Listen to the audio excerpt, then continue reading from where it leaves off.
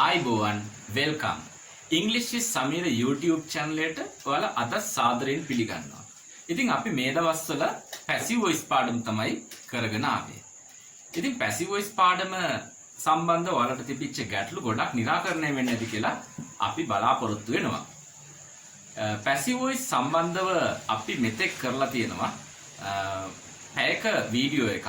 ඉතින් මේ පැයක වීඩියෝ එක තුලින් අපි සාකච්ඡා කරේ ඔයාලගේ passive voice වල අවශ්‍යතාවය මොකද්ද?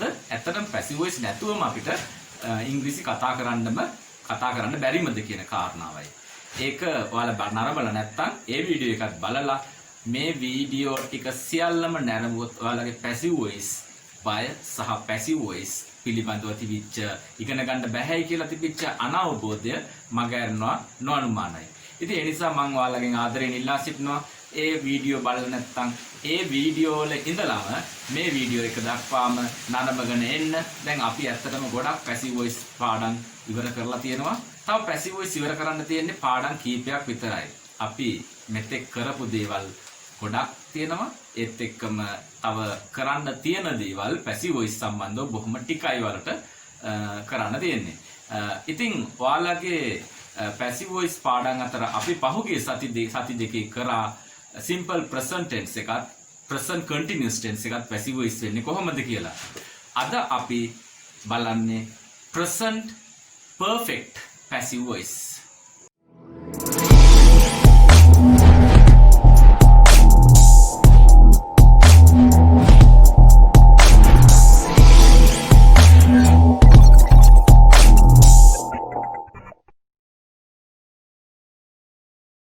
ඉතින් ඔයාලා දන්නවා එදිනෙදා අපි හැම වෙලෙම කතා කරන දේවල් තියෙනවා. ඒක කඩලා දොර ඇරලා එහෙම නැත්නම් ඒක කඩලා තියෙන්නේ දොර ඇරලා තියෙන්නේ අර තියෙන්නේ කියලා කියන වචනෙන් අපි අවසන් කරන්නේ සිංහලෙන් කතා කරද්දී. එතකොට ඒ වගේ වාක්‍ය වලට කර්තෘ කෙනෙක් හිටියොත් අපි present perfect tense එක තමයි පාවිච්චි කරන්නේ. present perfect tense එකේ active voice එක තමයි භාවිත කරන්නේ අතුරු කෙනෙක් හිටියොත්. ඒ කියන්නේ උදාහරණයක් විදිහට අම්මා බත් ලියලා සංවිධායකවරු ඒ සංවිධානය කරලා මැච් එක කල් දාලා ලස්සන ෂර්ට් එකක් ඇඳලා ඒ වගේ කරලා තියනවා කියලා කියන්න ගන්න අපි ඒ වාක්‍ය රටාව. ඉතින් ඒකෙත් අපි simple present passive voice එකේදී භාවිත කරන්නේ කර්මය නැති අවස්ථාවක් තමයි. දැන් රූපවාහිනිය කඩලා තියෙනවා. The television has been broken. එතකොට ගෙදර වැඩ කරලා. The homework has been done. සරුංගලය හදලා තියෙනවා. The kite has been made. පාඩම පැහැදිලි කරලා තියෙනවා. The lesson has been explained. දැන් ඔයාලට පේනවා මේ වගේ වාක්‍ය අනිවාර්යයෙන්ම උමනා වෙනවා කතා කරද්දී ලියද්දී. කරලා තියෙන්නේ. දැන් අපිට කරලා කියපුවම අපිට මතක් වෙන්නේ past tense වගේ කියලා. ඇත්තටම මේ කරපු කාලයේදී කරලා කියලා කියපුවම එහෙනම් past tense අදහසක් තමයි එන්නේ. මොකද මේක කරේ අතීතයේ තමයි අත් වශයෙන්. එතකොට වර්තමානයත් එක්ක සම්බන්ධ වෙන හින්දා අපි present කියලා අපි කියනවා. ඒ කියන්නේ කරලා තියෙන්නේ. ඒකේ result එක කරපු දේ result එක තියෙන්නේ මේ වර්තමාන කාලය තුල. එහි ප්‍රතිඵලය අම්මා බත් වේලා තියෙන්නේ කියපුවාම බත් දැන් මේසෙ උඩ ලෑස්ති කරලා තියෙනවා. ඒකට අන්න ඒ වගේ අදහසක් තියෙද්දි අපි present perfect tense එක භාවිත කරන්න කියලා අපි මේ කතාව simple present perfect present perfect passive voice active voice එකේදීත් අපි මේ කතාවම කිව්වා. ඒ දේවල් වලට බලන්න පුළුවන් නැවතත්. ඉතින් මේකදී අපි කතා කරන්නේ එතකොට පුද්ගලයෙක් නැති අවස්ථාවක්.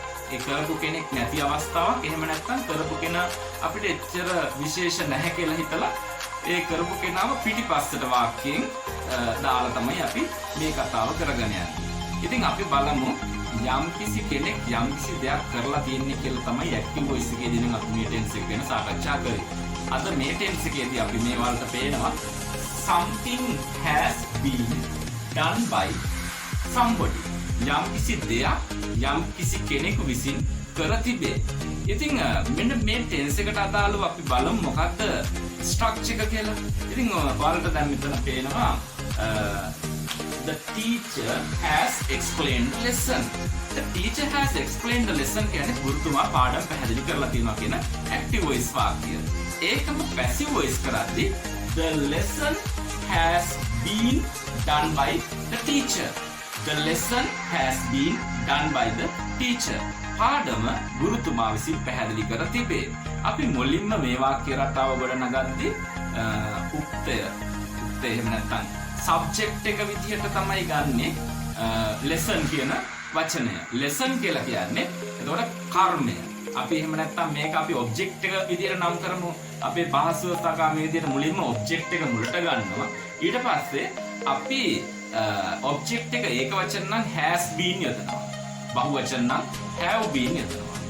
ඒකට එකතු කරලා තියෙනවා past perfect past participle ක්‍රියාපදයේ ස්වරූපය. past participle කියන්නේ ඔයාලා දන්නවා ක්‍රියාපදයේ තුන්වෙනි කොටස කියලාත් අපි කියනවා. දැන් do කිව්වොත් past tense එක did, past participle එක done. sing, sang, sung. ඉතින් හැම වෙලේම අපි මතක් කරන දෙයක් නැවතත් මතක් කරනවා past perfect verb එක තමයි මෙතනදී භාවිත කරලා තියෙන්නේ. ඊට පස්සේ by somebody යම් කිසි කෙනෙක් විසින් එතකොට කරපු පුද්ගලයා වාක්‍යයේ අන්තිමටම ඒජන්ට් එක අපිට අන්තිමටම සම්බන්ධ කරන්න පුළුවන්. ඉතින් ඔයාලට පැහැදිලි යම් කිසි දෙයක් යම් කිසි කෙනෙකු විසින් කර තිබේ. ඉතින් ওই වැනි වාක්‍ය ටිකක් අපි නිර්මාණය කරලා බලමු. ඔයාලටත් මේක පහසු වෙන්නේ කොහොමද කියලා බලාගන්න. අපි මුලින්ම මෙන්න මේ වගේ active voice වාක්‍යයක් ගමු. නුවණි කියලා අපි නමක් විදියට ගන්න. නුවණි ලිපිය තැපැල් කරලා තියෙන්නේ. එතකොට නුවණි has posted the letter. නුවණි has posted the letter. දැන් අපි passive voice කරද්දී has posted what කියන ප්‍රශ්නේ අපි ක්‍රියාපදයෙන් නගනවා. එතකොට the letter කියන answer එක එනවා. එතකොට the letter කියන්නේ ඒක වචන නිසා the letter has been posted by නුවණි. The letter has been posted by නුවණි. එතකොට අපි මේ වගේ තව මුද්දර එකතු කරලා තියෙන්නේ. දැන් ලියුම තැපැල් කරලා තියෙන්නේ කියලා කිව්වොත් the letter has been posted. මුද්දර එකතු කරලා තියෙන්නේ. The stamps have been collected. The stamps have been collected. ඒක කරලා තියෙන්නේ. It has been done. It has been done. ගීතය ගායනා කරලා තියෙන්නේ. The song has been sung. The song has been sung. අපි මෙහෙම active voice අරගෙන කොහොමද තව වාක්‍යයක් passive voice නිර්මාණය කරගන්නේ කියලා බලමු. මෙන්න මෙහෙම රියදුරා මෝටර් රථය වේගයෙන් පදවා තිබේ. The driver has driven the car at a high speed. At a high speed කියන phrase එක යොදනවා වේගයෙන් කියලා අපිට අදහස් ගන්න. එතකොට අපි passive voice විදියට ගද්දි මේක නිර්මාණය කරන්නේ මෝටර් රථය වේගයෙන් පදවා තිබේ. The car has been driven at a high speed. The car has been driven at a high speed. අපි මේ වාක්‍යයට තව මෙන්න මෙහෙම කොටසක් එකතු කරලා බලමු. කාර් එක වේගයෙන් පදවා තියෙනවා ඇක්සිඩන්ට් එකට. එහෙම නැත්නම් අනතුරට කලින්. The car has been driven at a high speed before the accident. Before the accident. අන්න ඒ වගේ වාක්‍යයක් අපිට නිර්මාණය කරගන්න හැකියි. ෆෝන් එක හදලා තියෙන්නේ. ෆෝන් එක රිපෙයාර් කරලා තියෙන්නේ. The phone has been repaired. The phone has been repaired. මම විවිධ ඔයාලට උදාහරණ අරගෙන පැහැදිලි කරන්නේ ඔයාලට මේ එදිනෙදා කතා බහ පුහුණු වෙන්නේ මෙන්න මේ විදිහට උදාහරණ ගත්තොත් තමයි. ඒත් එක්කම ඔයාලා තනි වශයෙන් මේ වගේ උදාහරණ හොයාගන්න. එතකොට ඔබ්ජෙක්ට් එක මුලට ගන්න. ඒ වගේම has been have been යොදන්න. ඊට පස්සේ ක්‍රියාපදය කියන කොටස හොයාගන්න. ඒකේ past participle කියන කොටස දැනගෙන passive voice භාවිතා කරන්න. ඉතින් තව උදාහරණයක් මෙන්න මෙහෙම ගමු. සංවිධායකවරු මැච් එක කල් දාලා තියෙන්නේ. The organizers have postponed the match. The organizers have postponed the match. Match එක කල් දාලා තියෙනවා සංවිධායකවරුන් විසින්. The match has been postponed by the organizers. The match has been postponed by the organizers. අපි තව වාක්‍යයක් ගමු මෙන්න මෙහෙම. මැච් එක කල් දාලා තියෙන්නේ වර්ෂාව හේතුවෙන්. The match has been postponed. හේතුවෙන් කියන වචනේ වල නිර්මාණය කරන විදිය නොදන්නවනම් මෙන්න මෙහෙම බලා ගන්න. due to කියන්නේ හේතුවෙන්. The match has been postponed due to heavy rain. The match has been postponed due to heavy rain. පිරිමි ළමයිව කණ්ඩායම සඳහා තෝරගෙන තියෙන්නේ. දැන් තියෙන පුද්ගලයෙක් නැහැ මෙතන. තියෙන පුද්ගලයෙක් නැති වුනහම පිරිමි ළමයි කියලා the boys කියලා වාක්‍ය මුලට ගන්නවා. The boys have been selected. The boys have been selected for the team. The boys have been selected for the team. පිරිමි ළමයිව කණ්ඩායම සඳහා තෝරගෙන තියෙන්නේ. මිනිස්සුන්ව රවට්ටලා තියෙන්නේ. මෙවර මිනිස්සුන්ව රවට්ටලා තියෙන්නේ. People had been cheated at this time. මිනිස්සුන්ව මෙවර දේශපාලකයන් විසින් රවට්ටලා තියෙන්නේ. The people had been cheated by the politicians at this time. At this time කියන එක මෙහෙමත් දාන්න පුළුවන්. People had been cheated at this time by the politicians. කාලය හැඟවෙන වචනය භාවිතා කරන්න අපිට විශේෂයෙන්ම වාක්‍ය මුලට හෝ පිටිපසට යොදනවා නම් ඒකත් නිවැරදි. තව වාක්‍යයක් මෙන්න මෙහෙම අරගෙන බලමු. අපේ පන්ති භාර ගුරුතුමා රැස්වීම පවත්වලා තියෙන්නේ. අපේ පන්ති භාර ගුරුතුමා නම් the teacher of our class. එහෙම නැත්නම් the teacher in charge the class. The teacher in charge the class. නැත්නම් the teacher in charge of our class has been hold the meeting. Has been hold කියන එකේ past participle එක මොකක්ද? held. The teacher of our class has hold the meeting. එහෙම නැත්නම් the meeting has been held by our class teacher. The meeting රැස්වීම තමයි මුලට ගන්න වෙන්නේ. එතකොට පුද්ගලයෙක් අපි මුලට ගත්තොත් ඒක active voice වෙනවා. ඉතින් මේ දෙකේම වෙනසත් ඔයාලා හොඳටම දැනගන්න ඕන. දැන් ඔයාලා active voice විතරක් දන්න අය වුණොත් එහෙම කතා කරන්න වෙන්නේ හැම වෙලේම කතෘ කෙනෙක් හොයාගන්න වෙනවා. ඉතින් වාක්‍යයක කතෘ කෙනෙක් නැත්නම් අපිට ඉමේජිනරි කතෘ කෙනෙක්. එහෙම නැත්නම් මනස් කල්පිත කතෘ කෙනෙක් දාගෙන තමයි වාක්‍යෙ ගොඩ නගා ගන්න වෙන්නේ. ඉතින් ඔයාලට පේනවනේ මොනතරම් අපහසුද කියලා පැසිව් වොයිස් නැති වුණොත් එහෙම වාක්‍ය අපිට අපේ අදහස, අපේ හිතේ තියෙන අදහස අපිට වන විදියට ප්‍රකාශ කරන්න තියෙන අයිතිය නැති වෙලා යනවා. ඉතින් ඒ ගැන ඔයාලට තියෙන්න ඕන පැසිව් වොයිස් ඉගෙන ගන්න ලොකු උවමනාවක් සහ ආශාවක්. ඒත් එක්කම ඉංග්‍රීසි භාෂාවේ ඔයාලගේ හැඟීම් සහ ඔයාලගේ අවශ්‍ය වාක්‍ය ඕනම විදියකට කතා කරන්න පුළුවන් වෙනවා මේ භාෂාවේ තියෙන මේ සුවිශේෂී කොටස් ටික හරියටම දැනගත්තොත් එහෙම. ඉතින් මේ දැනගන්න ඕනම කොටසක් තමයි ඉංග්‍රීසි භාෂාවේ පැසිව් වොයිස් කියන කොටස. ඉතින් මේ පැසිව් වොයිස් කියන කොටස වලට හැමදාම ප්‍රශ්නයක් වෙලා තිබුණා. හැමදාම ටීචර්ස්ලා කියලා දෙද්දි තේරෙන්නේ නැති ගතියක් තිබුණා. ඉතින් මේ වෙද්දී ඔයාලට අපි ඉදිරිපත් කරන ස්ට්‍රක්චර්ස් මේ ආකෘති තමයි ඔයාලව ගොඩ දාන ප්‍රධානම ක්‍රමයේ විදියට මම දකින්නේ. මොකද මේ ආකෘති මගේ භාෂාව මම පෞද්ගලිකව වාක්‍ය රටා ගොඩ නගා ගද්දිත් මම සිංහල කතා කරන පුද්ගලයෙක් විදියට ඉංග්‍රීසි භාෂාව කතා කරන්න අවශ්‍ය පුද්ගලයෙක් විදියට නිර්මාණය වෙද්දී මෙම වාක්‍ය රටා භාවිතා කරගත්තා මගේම වාක්‍ය රටා ගොඩ නගා ගන්න. පසු ඒව ප්‍රායෝගිකව එකිනෙකා සමග අපි සාකච්ඡා කරුවා කතා කරුවා. ඉතින් ඒ ආකාරයට තමයි මම ඔයාලට මතක් කරනවා ප්‍රායෝගික දෙයක් කරන්න ඕන ඉංග්‍රීසි භාෂාවෙන් ගොඩ එන්න නම්.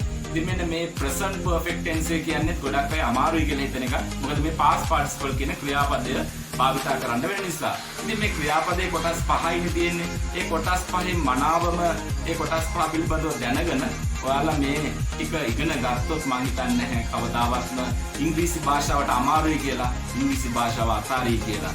ඉතින් ලංකාවේ ගොඩක් අය ඉංග්‍රීසි භාෂාව පොඩි කාලේ ඉඳලම එක වසරේ ඉඳලම ඉගෙන ගත්තත් සමහරු දන්නේ අතන පොතක් තියෙනවා මෙතන මම ඉන්නවා මේවා කඩදාසි කැබලි අන්න ඒ වගේ වාක්‍ය ටිකක් නිර්මාණය කරගන්න බැරි වෙලා යනවා මේ කොච්චර ඉංග්‍රීසි ඉගෙන ගත්තා. ඉතින් ඒ වුණාට ඔයාලට පුළුවන් වෙනවා දැන් මෙන්න මේ වාක්‍ය ආකෘති මගින් අපි ගොඩක් දේවල් සාකච්ඡා කරලා තියෙනවා. ඉතින් ඔයාලගේ ප්‍රායෝගික භාවිතය ඉතාමත් අත්‍යවශ්‍යයි කියලා මතක් කරනවා. ඉතින් තව වාක්‍යයකට අපි ගිහිල්ලාම පාඩම අවසන් කරමු අපි. ඔයාලගේ මෙන්න මෙහෙම වාක්‍යයක් නිර්මාණය කරගන්න වෙනවා කියලා කියන්නකො. අපේ කම්පැනියේ අධ්‍යක්ෂකතුමා අපේ කම්පැනියේ අධ්‍යක්ෂකතුමාව මුණගැහෙන්න ඇවිල්ලා තියෙනවා. කොහොමද කියන්නේ? මුණගැහෙන්න ඇවිල්ලා තියෙනවා විදේශිකයන් පිරිසක්. The director of our company. The director of our company. දැන් ගොඩක් අය කොම්පැනි කියලා තමයි කියන්නේ. ඒකත් මම මතක් කරන්න ඕන. කොම්පැනි කියලා වචනයක් නැහැ ඉංග්‍රීසි භාෂාවේ. කම්පනි. කම්පනි කියලා අපි ශබ්ද කරන්නේ සිංහලෙන්. කම්පනි කියන ශබ්ද කරන එක කම්පනි.